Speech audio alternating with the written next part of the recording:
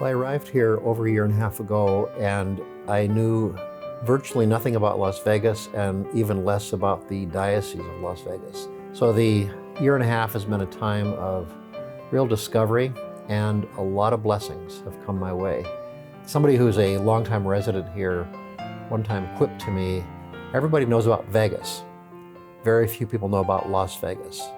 And Las Vegas, to me, has been this very wonderful, rich, lovely community. People of faith, deep values, very strong Catholic community, welcoming people.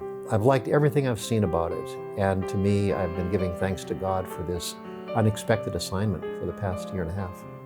Well, the Diocese of Las Vegas is one of the youngest dioceses in the United States. We're only 25 years old this year. This is our Silver Jubilee year.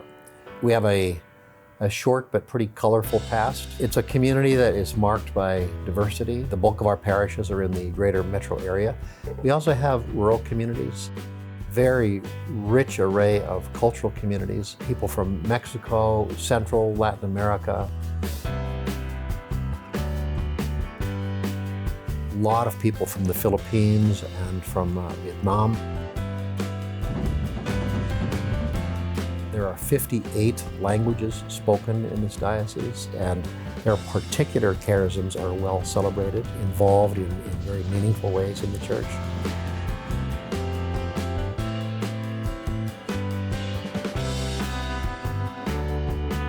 Some of the challenges, of course, are we are a diocese that's growing very, very quickly. It's a community of golden opportunity, a lot of employment opportunities, still affordable housing. And in my opinion, some of the greatest needs we're going to be facing will be dealing with this exponential growth in the years ahead. Well, it goes without saying that the Catholic Church, the Catholic parish, is built around the Eucharist. It's described as the source and summit of the life of the Church. And so without an ample number of priests to serve the communities, we have trouble meeting the sacramental needs of our people. So I would say right at the top of my list, one of the primary priorities is to raise up new vocations to priesthood and religious life. We have a lot of very hardworking, dedicated priests presently in our diocese, but not enough. We give God thanks especially for the gift of our seminarians who are responding to their call from Christ to serve His church. It's my hope and my expectation this community will give birth to new vocations to priesthood and religious life. It's my prayer. Secondly, we need to have large numbers of well-prepared Catholic laity serving alongside the clergy. Pope Benedict describes them as a cadre of people co-missioned with the priests to serve in the name of the gospel of Christ. So we also need to have adult formation and education. We need to find ways to reach out to the youth and the young adults in new ways. You shine like lights in the world as you hold on to the word of life. I have so many nephews and nieces who are in the millennial generation. They have a very special place in my heart. So to find ways to welcome them into the heart of the church is very important for me. Cue the video!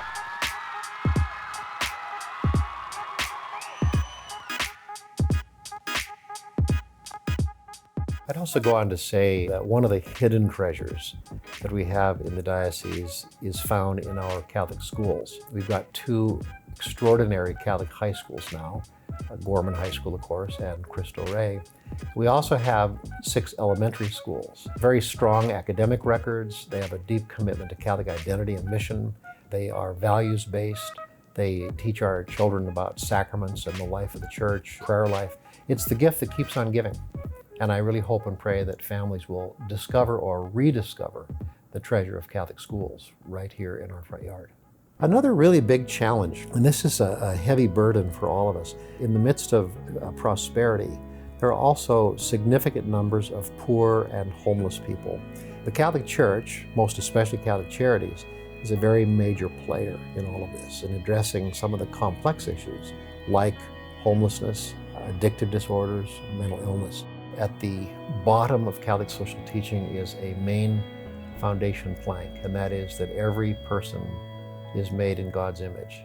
No throwaway people, no cast-off souls.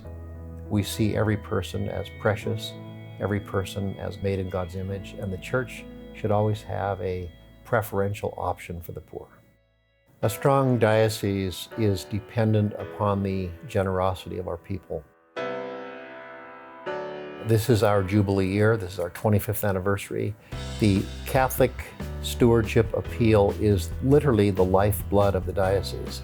In order for us to do fine catechesis, adult education, youth ministry, campus ministry, educating seminarians, assisting priests with their retirement and their pension, this whole plethora of needs, all dependent on the generosity of our people and the strength of the Catholic Stewardship Appeal. And so obviously today, my hope, my fervent prayer is that our people will be generous. They'll pour out their hearts and their lives through sacrificial giving, and to make this the strongest CSA we've had in the history of the diocese.